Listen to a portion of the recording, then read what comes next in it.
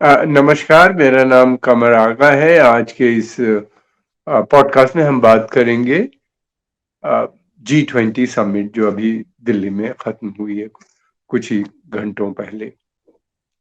ये मैं समझता हूँ कि एक बहुत बड़ी भारत को कामयाबी मिली इस समिट से।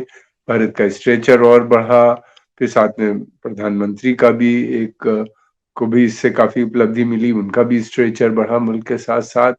और ये एक मुश्किल बहुत ही जटिल समस्या थी, खास तौर से कि उसमें एक डिक्लेरेशन लाना, यानी न्यू दिल्ली डिक्लेरेशन जो समिट के बाद, किसी भी समिट के बाद आता है, उसको लेके आना। क्योंकि ये एक ऐसा संगठन है जिसमें एक तरफ तो पश्चिमी देश है, अमेरिका है, तो दूसरी तरफ रशिया और चाइना भी इसके मेंबर हैं।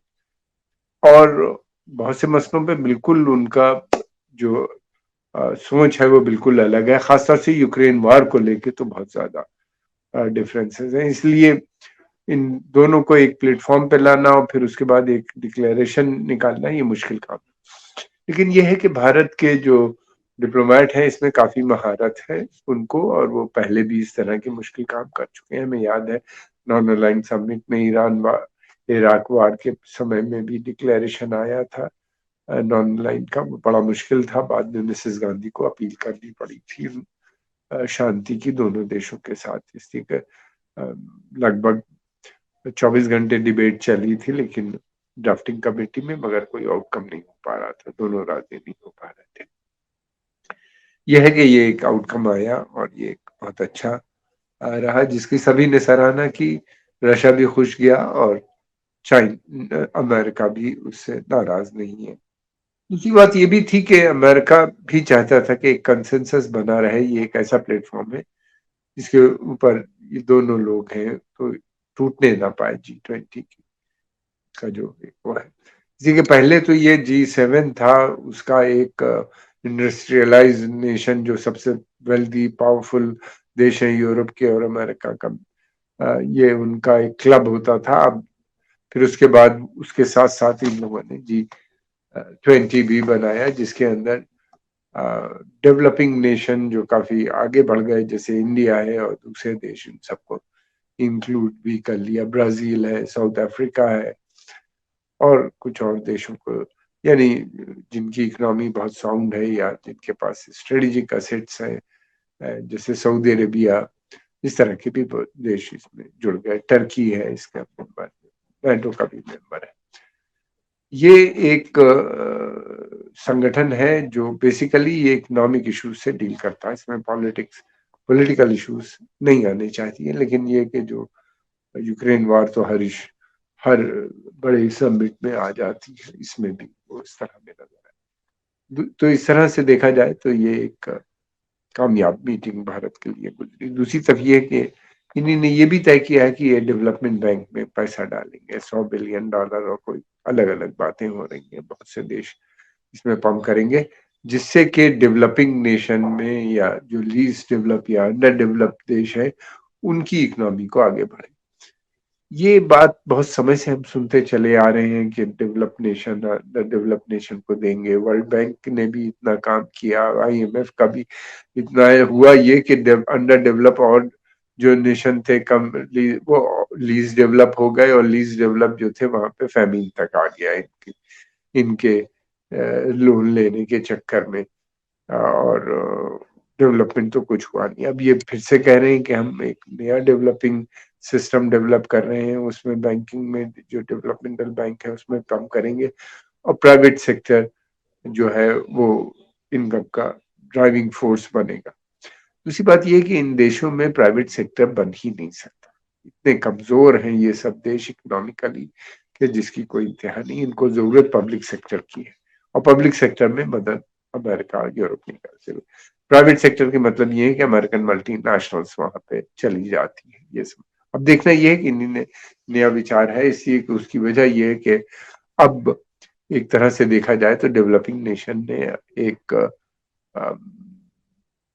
वेस्ट के खिलाफ, IMF के खिलाफ, वर्ल्ड बैंक के खिलाफ एक बिल्कुल एक झंडा बुलंद कर दिया है। और उनको ये एहसास हो गया है कि पश्चिमी देशों की मदद से जो उनके मसले हैं वो हल होने वाले नहीं है और उनकी इकोनॉमिक डेवलपमेंट भी नहीं होगा और उनसे दूरी बनाए उनके साथ संबंध बनाए रखने के साथ साथ रशिया और चाइना, इंडिया, इस तरफ भी उनका रुझान हो रहा है। लुक ईस्ट पॉलिसी ज्यादातर देश अडॉप्ट कर रहे हैं, चाहे अफ्रीका में तो फ्रांस के खिलाफ वर्चुअली रिवोल्ट हो चुका है। वहां के ऊपर सभी देश जो यहाँ पे पहले फ्रेंच कॉलोनी थी, बाद में फ्रेंच जो वहां पे कंपनीज काम कर रही थी, ये वो देश हैं जहाँ पे बहुत बड़ी मात्रा में ऑयल, गैस और दूसरे मिनरल पाए जाते हैं, जिसका जो कि फ्रांस की कंपनीज उनको ले जाती है। फ्रांस काफी इनरिच होता चला जा रहा है इन यूरेनियम से, और देशों का कहना यह है कि वहां पे गुर्बत बढ़ती चली जा रही है। गरीबी खत्म होने की बात तो दूर की रही, गुर्बत बढ़ती आ रही है। स्टेट जो है प्रो फ्रेंच रिजीम्स जो है वो धीरे धीरे कोलैप्स कर रही, चाहे चैड हो, नाइजर हो, माली हो, कामेरून हो, ये सब जो सहल रीजन है वहाँ के हालात बहुत बुरे हैं। और वहाँ दूसरी तरफ ये भी है कि जो प्रो अमेरिकन रिजीम जैसे सऊदी अरेबिया, यूएई ये बात कर रहे हैं, और उसके अलावा ब्राजील, इंडिया, ब्रिक्स की जो मीटिंग्स हो रही है उसके अंदर तय हो रहा है कि हम डी डॉलराइजेशन की बात कर रहे हैं, और ये कब बात हो रही है कि हम लोकल करेंसीज में आपस में ट्रेड करेंगे। तो इस तरह से ट्रेड भी डाइवर्सिफाई कर रहे हैं आपस में ये देश। तो ये एक बड़ी खतरे की घंटी अमेरिका को लग रहा है, इसलिए शायद इस दफे सीरियस हो बात कर रहे हैं कनेक्टिविटी की भी, डेवलपमेंट की भी, और कह रहे हैं कि हम बिल्ट एंड रोड इनिशिएटिव जो चाइना का है उससे अच्छा उन्हीं ने प्रमोट किया है। कितना फायदा होगा ये तो आने वाला समय बताएगा, मगर ये है कि एक चिंता का विषय पश्चिमी देशों के लिए बन चुका है। दूसरी बात ये भी है कि इस इसी कारणवश हम समझते हैं कि अफ्रीकन यूनियन को भी इन्हीं ने एक्सेप्ट किया है, क्योंकि अफ्रीका में बहुत रिजेंटमेंट है, वहां पे सबसे ज्यादा गुर्बत भी है और उनके पास सबसे ज्यादा रिसोर्सेज भी है, नेचुरल रिसोर्सेज, और वो सबसे ज्यादा गरीब है। और उनका कहना यह है कि भाई हमारे पास इतने रिसोर्सेज है, हमको अमेरिका एड देता है या फ्रांस से हमको ब्रिटेन बरतानिया से एड लेनी पड़ती है, जबकि हमें कोई जरूरत नहीं है। अगर हम तो उनके यहाँ नेशनलिज्म बहुत से देशों में डेवलप हो रही है, खासतौर से यूथ के अंदर, और वो एक बड़ा चेंज चाहते हैं। और दूसरे देश भी इसी तरह की मोरलेस थिंकिंग रखते हैं। अब ये भी है कि कनेक्टिविटी प्रोग्राम जो है ना, उसकी भी बात कर देखिए। बेसिकली जो दुनिया है इस समय वो दो क्षेत्रों में बंट गई है। एक तरफ तो अमेरिका, यूरोप है, पश्चिमी देश, और दूसरी तरफ है ब्रिक्स के नेशंस, जिसमें लगातार लोगों की संख्या भी बढ़ती जा रही है देशों की ज्वाइन करने की, और उसके अलावा बहुत से देशों की एप्लीकेशंस भी है। तकरीबन 20-25 देश और चाहते हैं उसको ज्वाइन करना। ये डिवीजन बहुत शार्प है और बहुत, मैं समझता हूँ कि सीरियस है।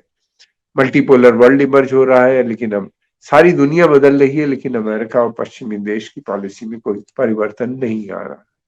वो उसी तरह उनके रुख है, उसी तरह बात कर रहे हैं। और कहाँ तक उनको कामयाबी मिलेगी ये मैं नहीं जानता, लेकिन अब एक कनेक्टिविटी का उन्हीं ने एक प्रपोजल दिया है जो देखने में बहुत अच्छा लगता है।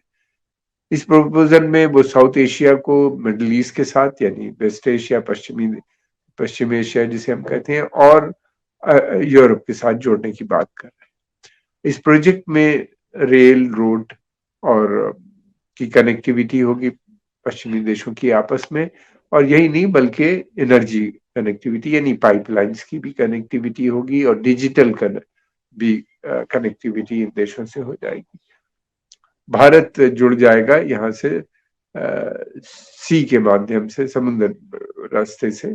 उसके सामान, प्रोडक्ट जो है वो यूएई जाएंगे, यूएई से सऊदी अरेबिया होते हुए जॉर्डन, और वो हैफा पोर्ट यानी इजराइल में पहुंच जाएंगे। बात दरअसल ये है कि पूरी कोशिश इस बात पे हो रही है कि किसी भी सूरत से इजराइल को मिडिल ईस्ट कंट्रीज के साथ ट्रेड एंड कॉमर्स में जोड़ दो, ताकि इनकी डिपेंडेंसी भी बढ़ जाए। अगर हैफा पोर्ट तक जाएगा, वहां से यूरोप आपके प्रोडक्ट जाएंगे, तो आपकी डिपेंडेंसी भी बढ़ जाएगी। और दूसरी बात, हर तरह का दबाव भी है सऊदी अरेबिया पे कि वो इसराइल को मान्यता प्रदान करे। अभी तक सऊदी अरेबिया ने इस बात को रिसिस्ट किया, हालांकि यहाँ दिल्ली में उन्हीं ने कहा है कि वो इस प्रोजेक्ट को ज्वाइन करेंगे। प्रधानमंत्री और बाइडेन के सामने उन्हीं ने कहा है, और ये भी कहा है कि वो इसमें तकरीबन $20 मिलियन इमीडिएटली लगाएंगे। अगले 50-60 दिन के अंदर एक प्रोजेक्ट रिपोर्ट भी तैयार होगी, फिर मैपिंग तैयार होगी, कहाँ से रेल जाएंगे। अपनी इच्छा जाहिर की है। कहाँ तक, अब ये एक मेमोरेंडम ऑफ अंडरस्टैंडिंग साइन हुआ है। मेमोरेंडम ऑफ अंडरस्टैंडिंग बहुत साइन होते हैं और मैंने देखा उसमें इम्प्लीमेंटेशन भी नहीं होता, बाइंडिंग नहीं होते, अंडरस्टैंडिंग होती है। सऊदी अरेबिया के ऊपर बहुत जबरदस्त प्रेशर है कि वो इसराइल को रिकॉग्नाइज करे। अमेरिकन चाहते हैं कि, बाइडेन एडमिनिस्ट्रेशन चाहता है कि अपनी उसके टर्म पूरा होने से पहले वो इसराइल सऊदी अरेबिया की दोस्ती करा दे। जैसा कि ट्रंप ने अपने टर्म में इसराइल की यूएई और बहरीन के साथ एक रिश्ते कायम करा दिए थे डिप्लोमेटिक, उसी तरह का है। अभी तक तो, इससे पहले, इस मीटिंग से पहले तक तो सऊदी अरेबिया ने कहा था कि वो ज्वाइन करने पे तैयार है, मगर उसकी कुछ शर्तें हैं। उस शर्तों में प्राइमरी शर्त जो थी कि इसराइल वहां से जो उसने जमीनें पे कब्जा किया है अरबों की 1967 वार से, उस जमीन से विड्रॉ करे, यानी सारी अरब टेरिटरीज को खाली करे और पैलेस्टाइन का गठन हो वहां पे, और ईस्ट जेरूसलम उसका कैपिटल हो।